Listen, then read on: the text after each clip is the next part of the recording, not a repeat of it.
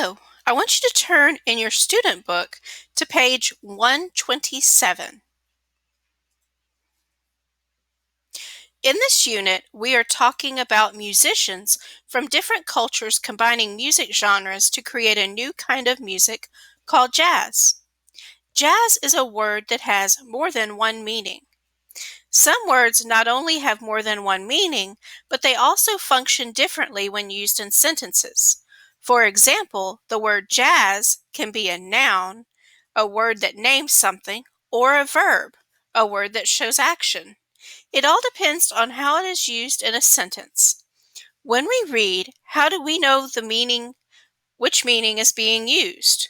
We look around for clues that are around the word to help us.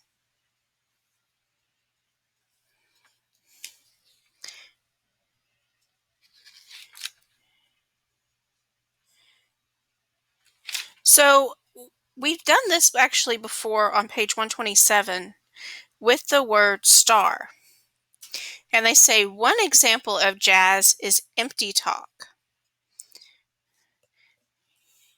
And an example could be, I couldn't understand. Let's zoom in so we can see a little bit better. There we go. I couldn't understand all that jazz about paleontology, so I left.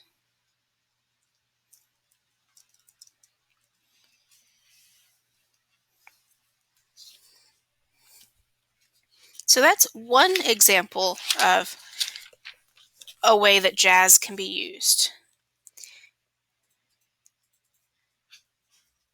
In other words, when someone says, I don't understand that jazz, they're not talking about the music, they're talking about something that's difficult to understand. To the listener, the talk doesn't mean anything at all. It's empty talk.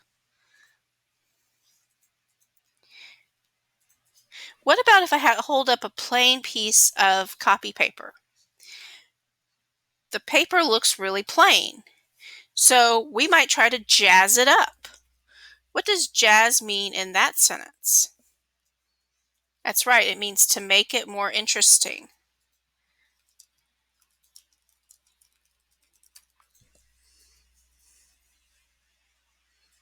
Now, what would be a good sentence that you could write below that would have that meaning?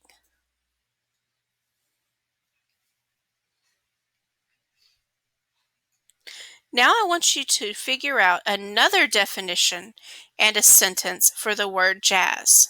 The sentence needs to have enough details so that the meaning is clear.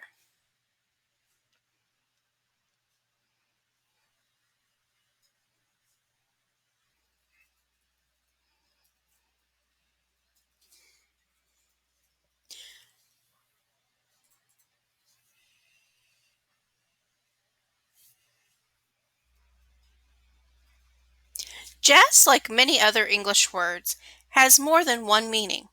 Depending on the meaning, it functions differently when used in a sentence.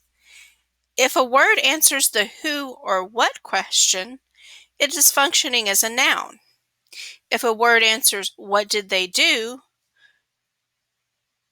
type of question, it is functioning as a verb. Listen for the word scratch in these sentences.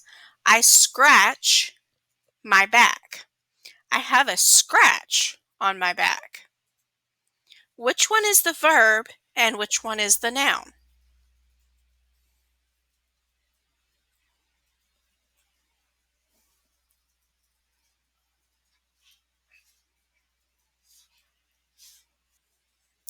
Now I want you to turn in your student book to page 128. Let's look at the directions. Read each pair of sentences. Decide if the bold word is a noun or a verb. Then place an X in the proper column. Let's look at the first one. She licks the candy. It takes 20 licks to finish the candy. So What is the first licks in that first sentence? Is it a noun or a verb? Well, it's showing that she's actually doing something. So it's actually going to be a verb. So I'm going to put a check. Actually, I'm going to put an X in verb underneath verb for number 1. What about the second one? What are those 20 licks? Is that a noun or a verb?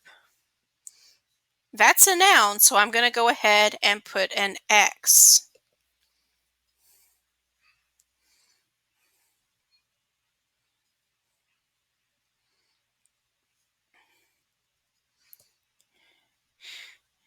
Now let's look at number 2. Read the sentences for number 2.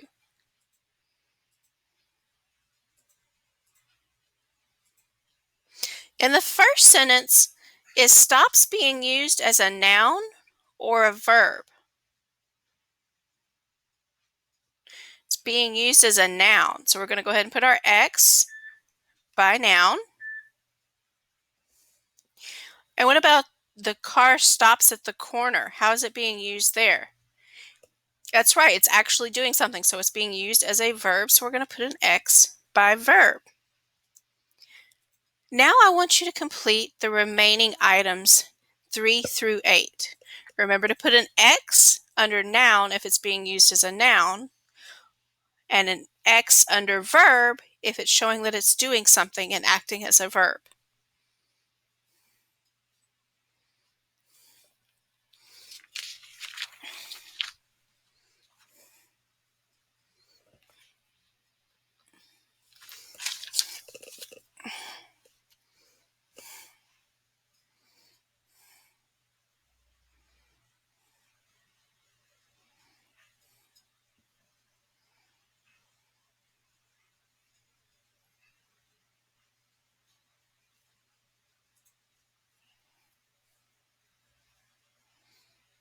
In the previous unit, we worked with words and phrases that answered the when, where, and how questions.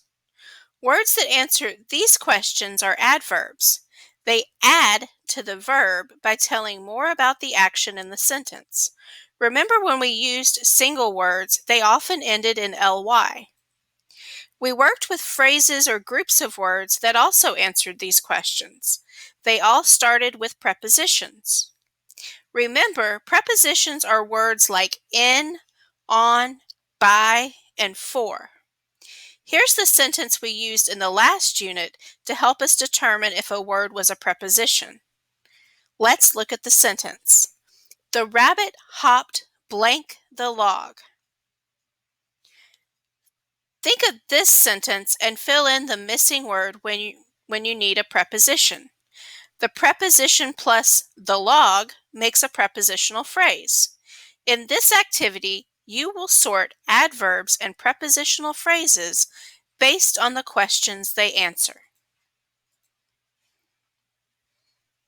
Now turn in your student book to page 129.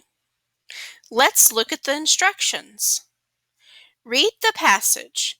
Decide if the underlined words and phrases tell when, where, or how. Write the words or phrases in the correct column. So now let's look at the passage. What a wonderful world of jazz. Jazz is a popular style of music in Louisiana. Thankfully, there are many local musicians who play. They play at clubs. They play in the streets. They play on the radio. Jazz became a part of Louisiana culture in 1890. From the beginning, jazz has entertained residents, visitors, and people from all cultures. Louis Armstrong is possibly the most popular jazz musician in the world. Born in Louisiana, Armstrong grew up poor and troubled. He learned to play the cornet at school in his early teens. However, Armstrong was too poor to buy an instrument of his own. Luckily, after leaving school at the age of 14, he spent time with a jazz musician who taught him and gave him his first instrument. With hard work, Armstrong became a respected musician and began playing with bands in local clubs. Armstrong lived in Louisiana until jazz music took him to St. Louis, Chicago, and all over the world. He recorded 12 albums, and his song, "What a Wonderful World," can be heard on countless movies, television shows, and commercials. Eventually, Armstrong died at the age of 70 in New York. Louis Armstrong's music and influence on jazz cannot be matched. So let's look at that first item. We have in Louisiana. In Louisiana is our first item. So in Louisiana, to me, tells where. It's a location. Louisiana is a location. We live there. So I'm going to go down to where it says where.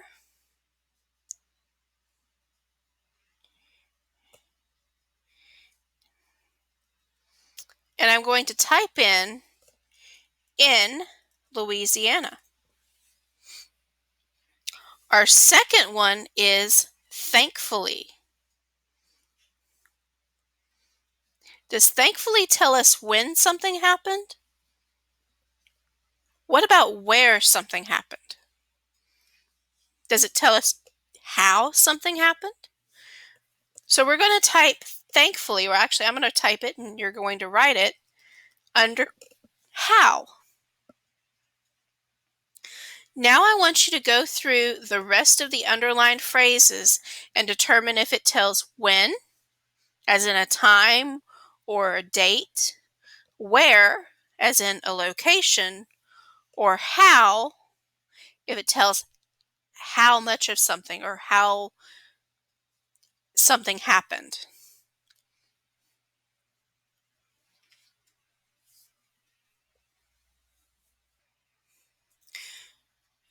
In a previous unit in this book, on page 70, and I want you to go ahead and turn in your student book to page 70,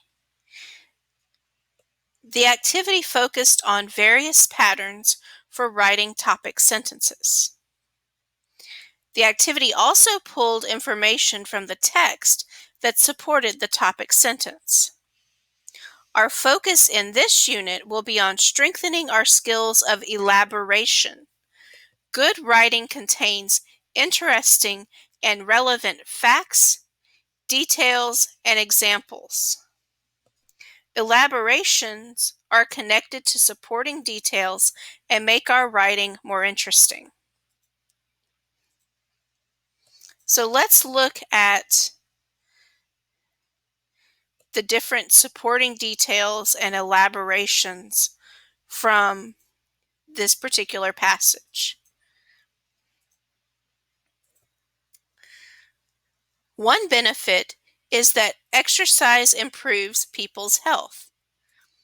That's a supporting detail. It makes the heart, lungs, bones, and muscles stronger and keeps people at a healthy weight. Now, this is the elaboration, that last sentence. Is this information relevant and supportive?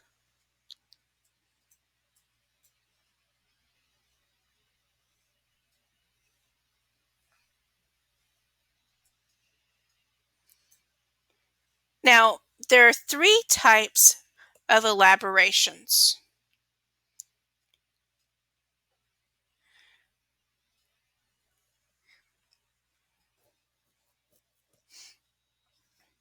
Let's look at this example of a supporting detail sentence. Although it was invented in America, jazz music is popular all over the world. An example and a type of elaboration would say, jazz musicians from India, Africa, Europe, and the Americas can be heard on satellite radio. An evidence type of elaboration would say, in Bangladesh, 1 million jazz albums were purchased in 2012. An explanation type of elaboration would say, the sounds of jazz are appreciated by many different cultures.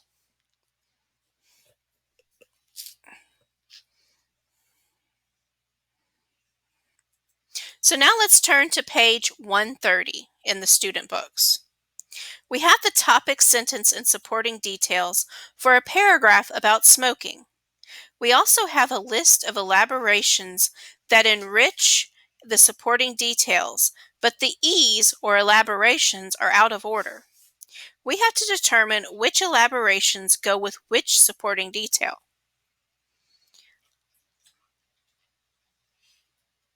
Let's look at our directions. The paragraph below has a topic, sentence, and supporting details. Use the elaborations provided to complete the paragraph. So let's read through our sentence or paragraph frame. Smoking causes a number of problems. First, smoking pollutes the air that others breathe. Second, smoking can be a fire hazard. Third, smoking can cause illnesses. Smoking is a dangerous habit. Now let's read through the possible E's or elaborations. For example, it causes lung cancer. Smoke that affects other people is called secondhand smoke. Smoking also caused 3 of the worst wildfires in California between 1929 and 1999. Secondhand smoke can harm the health of those around the person who is smoking. It is also a major cause of heart disease. Smoking is the leading cause of fire deaths. So,